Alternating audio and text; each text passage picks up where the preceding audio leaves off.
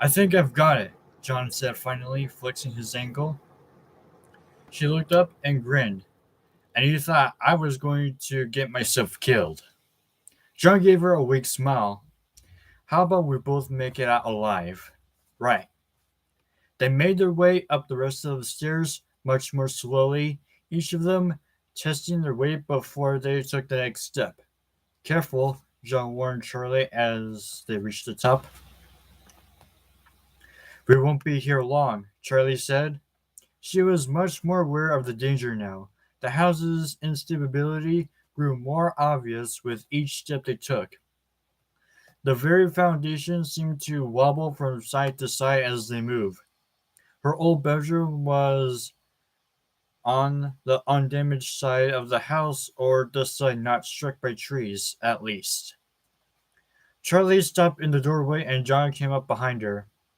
The floor was strewn with glass. One window had been broken by something, and the shattered glass had blown into the room. She took a deep breath, and it was then that she saw Stanley, the animatronic unicorn that once ran on a track around her bedroom. Now he was laying on his side. Charlie went to him and sat down, pulling his head onto her lap and patting his rusty cheek. He looked as he'd been torn violently from the track. His legs were twisted, his hooves missing chunks. When she looked around the room, she saw the missing pieces, still attached to the grooves in the floor. Stanley has seen better days, John smiled ruefully. Yeah, Charlie said absently, as she set the toy's head back to the floor. John, can you turn to that wheel? She pointed to a crank soldered together at the foot of her bed. He complied, crossing the floor agonizingly slowly. Charlie bit back her impatience. He turned the crank and she waited for the littlest closet door to open, but nothing happened. John looked at Charlie expectantly. She stood and went to the wall where the three closets stood, closed and apparently untouched by the weather. Even the paint was bright and immaculate. Charlie hesitated, feeling as if she might be disturbing something that no longer belonged to her, then forced the smallest door open. Ella was there, the doll who had been the same size as Charlie when she was much younger. She, like Stanley, had once run around on a track. She seemed to still be attached to it. She was entirely undamaged. Her dress was clean, and the tray she held in front of her was firm in her motionless hands. Her eyes, wide, had been gazing into the darkness since the last time Charlie saw her. Hi, Ella, Charlie said softly. I don't suppose you can tell me what I'm looking for. She scanned over the doll quickly and brushed at her dress. You just want to stay here from now on. Charlie studied the tiny frame of the door. I don't blame you. She closed the closet door again without saying goodbye. So, she said,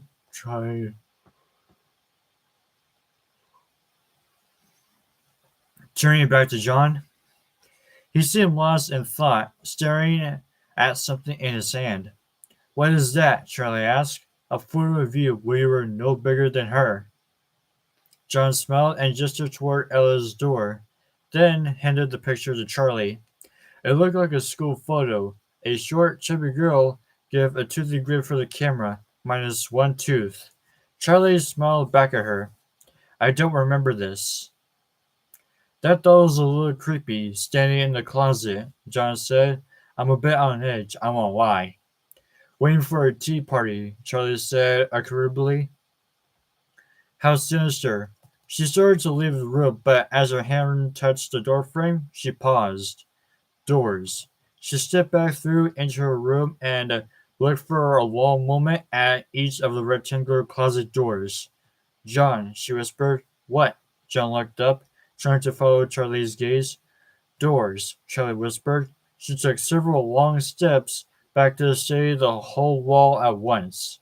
The scribbles all over her notebook had been shaped like dozens, hundreds of rectangles.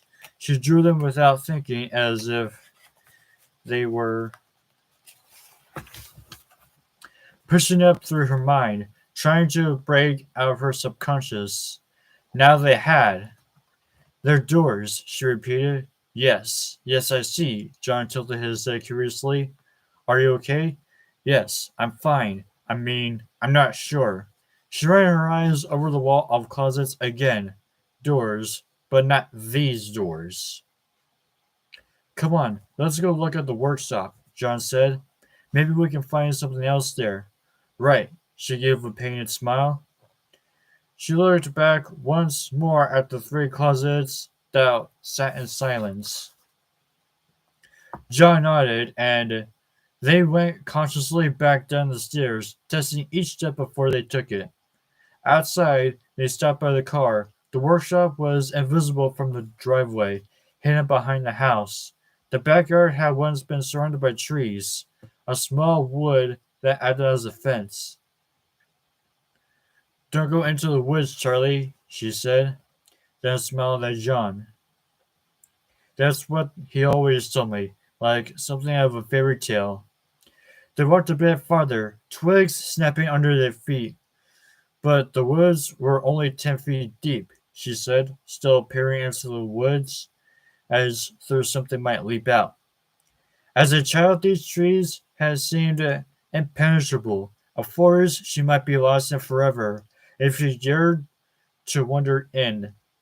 She started toward what remained of them, then stopped dead when she saw where some of the fallen trees had landed. Her father's workshop had been crushed. A massive trunk had hit the workshop's roof dead center, and others had come with it on all sides. The wall closest to the house was still standing, but it was bowed between the sagging roof. It had been a garage when they moved in, and then it had become her father's world, a place of light and shadow that smelled of hot metal and burning plastic. Charlie peered down at the rotted wood and broken glass with careful attention, looking for something she might otherwise miss. We're definitely not going in there, John said, but Charlie was already lifting a piece of sheet metal that had once belonged to the roof. She threw it violently to the side, and it hit the ground with a resounding clang. John startled and kept his distance as Charlie continued to throw things. What are we looking for? Charlie wrestled a toy from under the debris and threw it carelessly to the ground behind her, continuing to lift sheets of metal and toss them aside. Charlie, John whispered, picking up the delicate toy and cradling it. He must have made this for you. Charlie ignored him. There's gotta be something else in here. She fought her way deeper into the workshop, toppling a wooden beam out of her way. Her hand slipped in the wood, and she realized it was wet. Her arm was bleeding. She wiped her hand in her jeans. From the corner of her eye, she saw John set the toy carefully on the ground and follow her in. Amazingly, there were still shelves and tables standing upright, with tools and shred of fabric where her father had last set them. Charlie glanced at them for a passing moment, then swept her arm across the table nearest her, knocking everything to the ground. She didn't pause to see what had fallen before moving to the shelves. She began packing things off the nearest shelf, one item at a time, inspecting them and throwing them to the ground. When the shelf was empty, she grabbed the board itself with both hands, wrenching at it violently, trying to pull it from the wall. When it didn't come loose, she began pounding at it with her fists. Stop! John ran to her and grabbed her hands, pinning them to her sides. There has to be something here, she screamed. I'm supposed to be here, but I don't know what it is I'm supposed to find. What are you talking about? There's a lot left. Look at this stuff. He held the toy up to her again. This isn't about the storm, John. It's not about happy memories or closure or whatever you think I need. This is about monsters. They're out there and they're killing people. And you and I both know that there is only one place they could come from. Here. You don't know that, John began. Charlie looked at him with a stony rage, stopping him short. I'm surrounded by monsters and murder and death and spirits. And the last word her fury ebbed, she turned away from John, surveying the workshop. She wasn't sure now what damage the storm had done and what had been her. All I think about is Sammy. I feel him. Right now, I can feel him in his place, but he's cut off. It doesn't make sense. He died before my father and I moved here, but I know I'm here for a reason. There's something that I'm supposed to find. It's all connected, but I don't know how. Maybe it's something to do with the doors. I don't know. Hey, okay, we'll find it together. John reached out for her. Charlie's strength gave way and she let him pull her close, pressing her face into his shirt. I know it's hard to see everything torn apart like this, he said. Charlie's anger drained away, fading in exhaustion. She rested her head on John's shoulder, wishing she could stay like this just a little longer. Charlie, John said with alarm, and Charlie came back to attention. He was looking over his shoulder in the discretion of the house. The entire back face of the house had been torn open, as if someone had taken a massive hammer to it. Inside was only dark. That's right under your room, isn't it? We could have fallen through the floor, John said. That should be the living room, Charlie said, wiping her sleeve across her face. Yeah, but it's not. John looked at her expectantly. That's not even a part of the house, she said. A sudden spark of hope revived inside her. Something was out of place. That meant there was something to fight.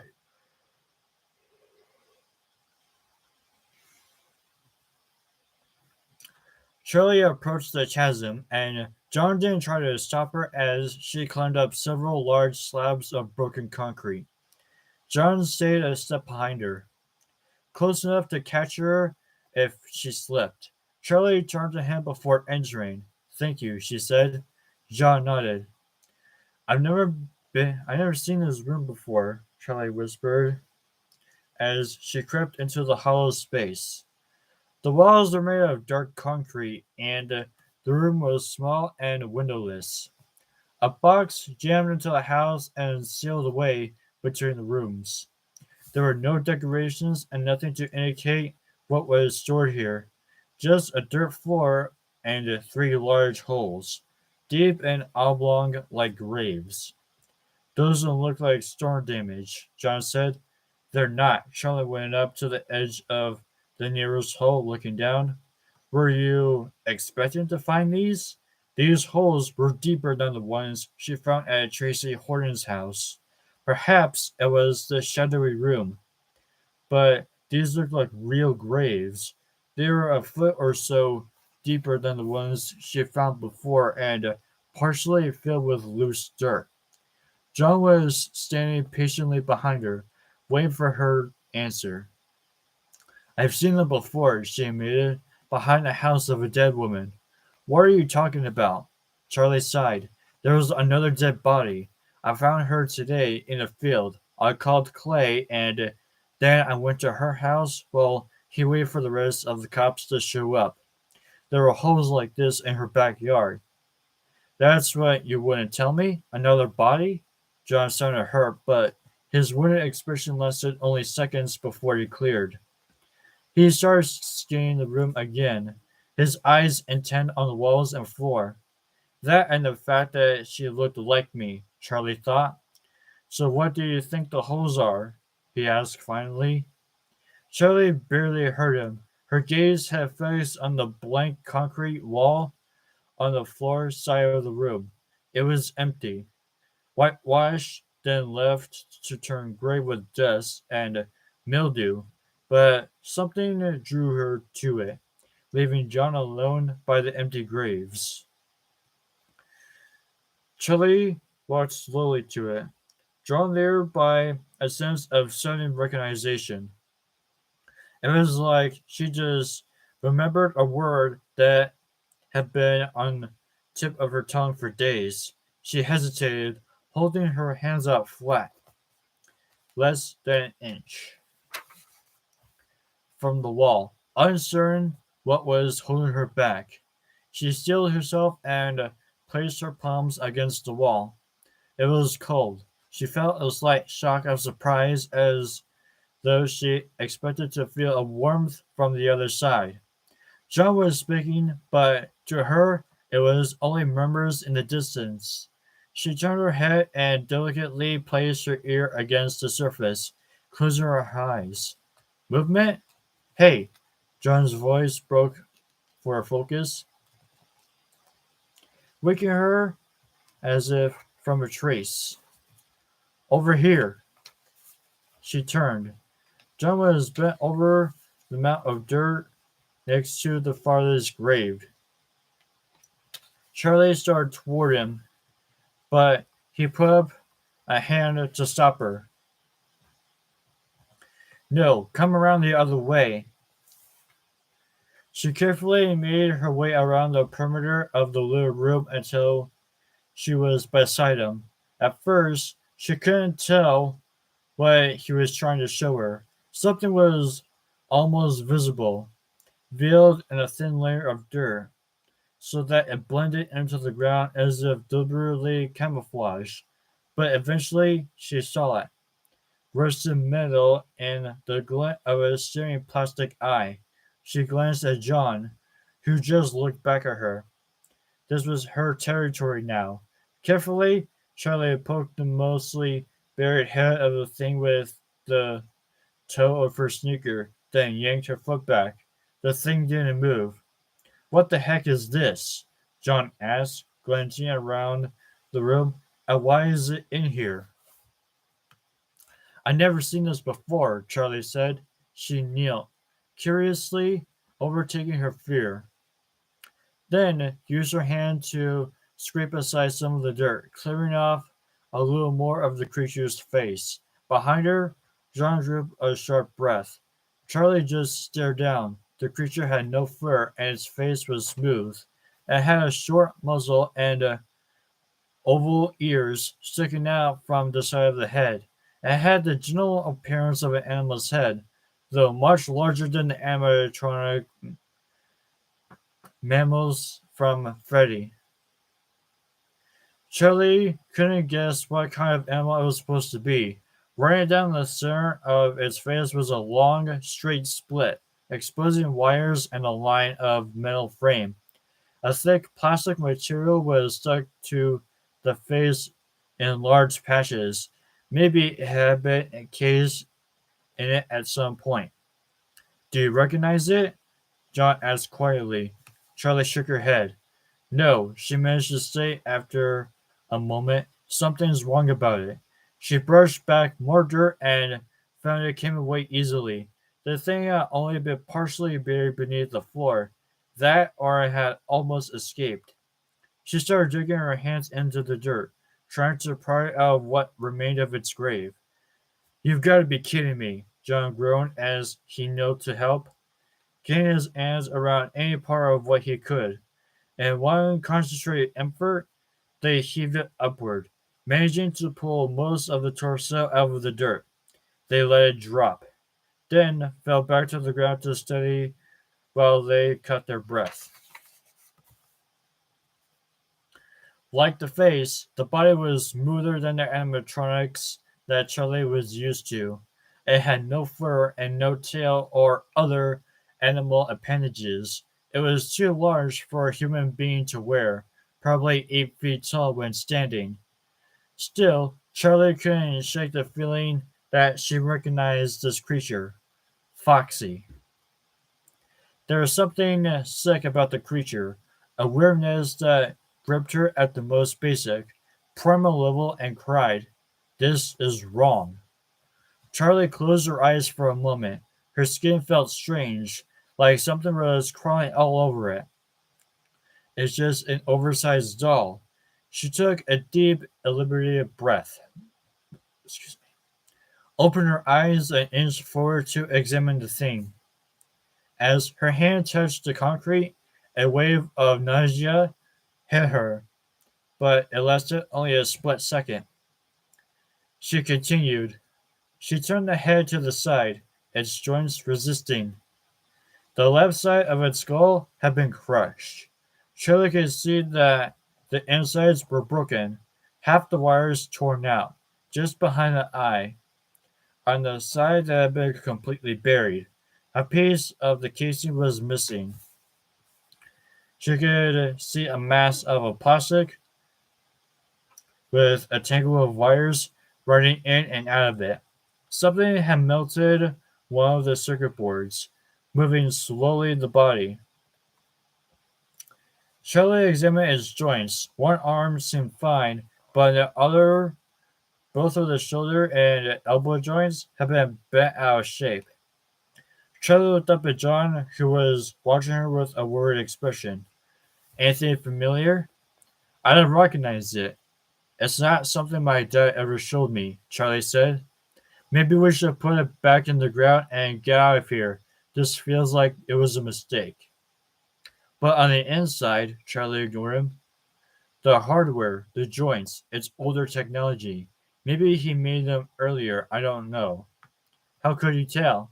"I recognize some of this as my dad's work." She frowned and pointed at the creature's head. "But then, a lot of it is foreign to me.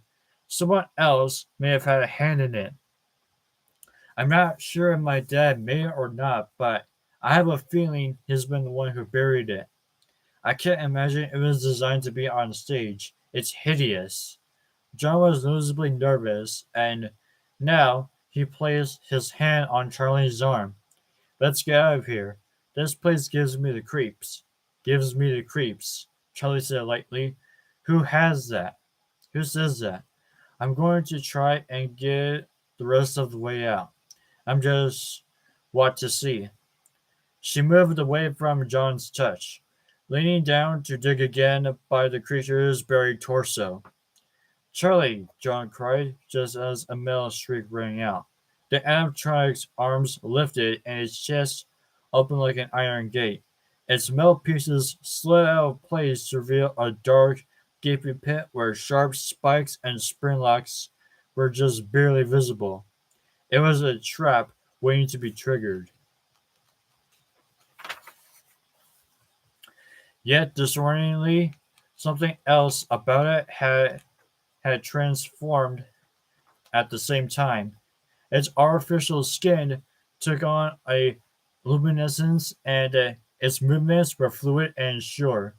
Its casing suddenly appeared to have skin and fur, though they were blurry, flickering like a trick of a light.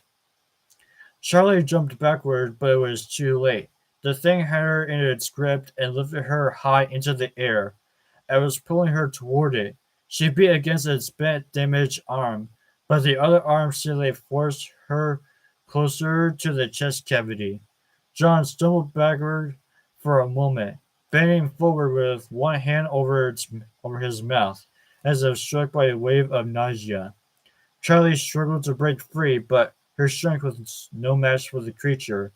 Out of the corner of her eye, she could see John lunging toward the beast. He grabbed its head, wrenching at it, trying to force it sideways. Beneath Charlie, the animatronic began to spasm, a stuttering, uncontrolled movement. The creature's grip came loose and its arms swung around wildly. Charlie struggled to get her feet, but her legs slid in the dirt.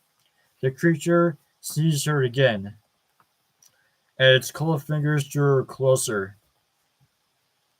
Charlie braced her shoe against the ground, trying to give herself leverage, but she was being pulled down by an overwhelming force. Suddenly, she was face to face with the beast. her shoulder already inside its chest cavity. The thing pressed her closer, then suddenly it jerked and released her. She rolled away and heard the sound of snapping spring locks. The creature convulsed in the ground in front of her, headless.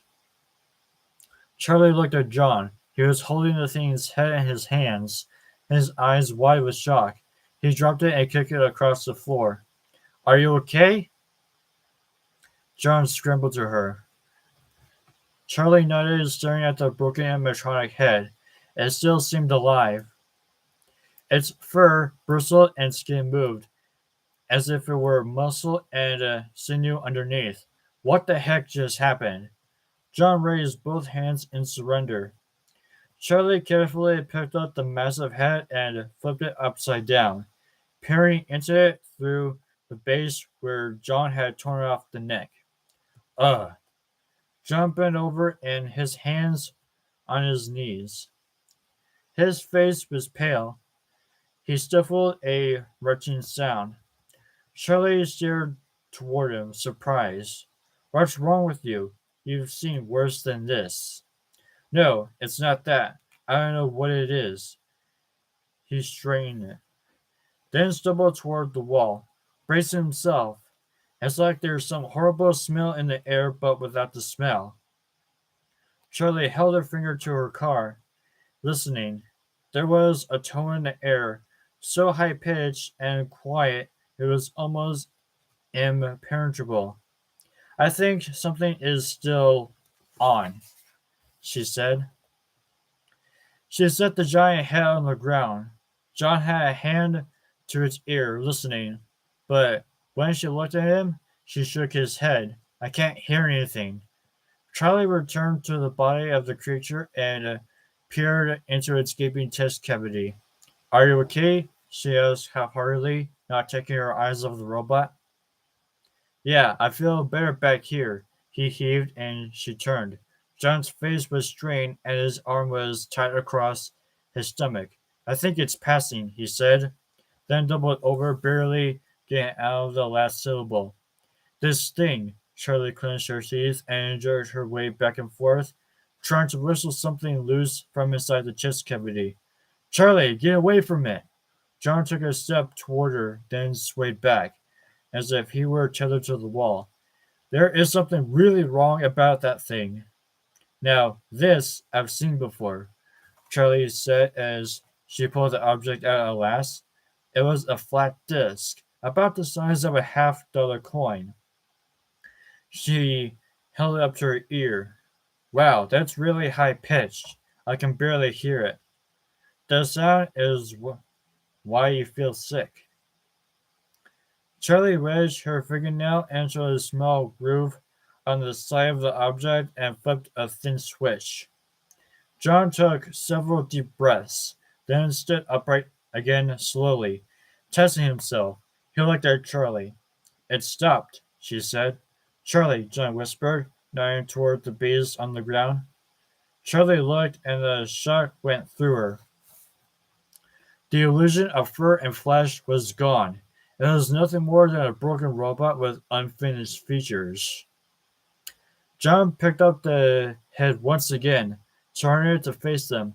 That thing, it did something, John said, nodding toward the device in Charlie's hands. Turn it back on. He lifted the creature's head a bit higher and stared into its selfless round eyes.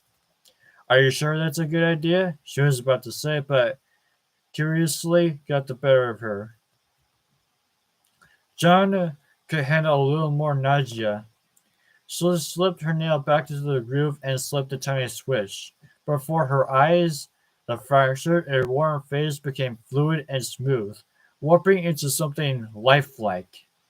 John dropped the head and jumped backward. It's alive! No, it's not, Charlie whispered, flipping the switch off again. She cradled the strange device in her hands, gazing down at it mesmerized. I want to know more about this. We have to get back to the dorm. She got to her feet. I've seen something like this. When I come back here for Theodore, I grabbed a bunch of stuff and put it in a box to study later. I know I saw something like this. For a long moment, John said nothing. Charlie felt a surge of shame.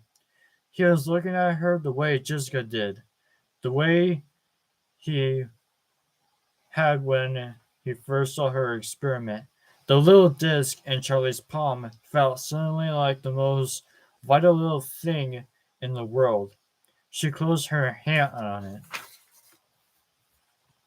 Okay then, John said plainly, let's go. His tone was calm and it caught Charlie off guard. John was being deliberately agreeable.